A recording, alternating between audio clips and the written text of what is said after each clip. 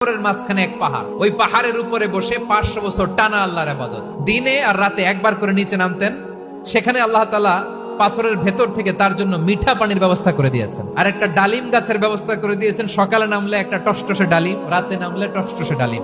এগুলো খেয়ে খেয়ে 500 বছর সে আল্লাহর ইবাদত করেছে। আল্লাহর দরবারে কিয়ামতের কঠিন ময়দানে যখন লোকটা হাজির হয়ে যাবে, আল্লাহ বলবেন 500 বছর ইবাদত করছে তো আমার দয়ায় আমার বান্দারে জান্নাত দাও।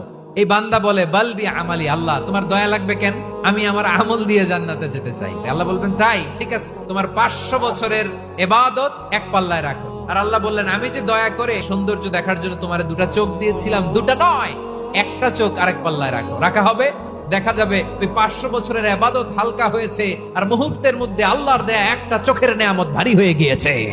ফলাফল দেখো, হিসাব বলে তুমি এখন জাহান্নামে যাবা, go to the hell fire, যাও এবার জাহান্নামে যাও। এবার লোকটা কাচুমাচু করে বলে আল্লাহ আমি বুঝতে পারি নাই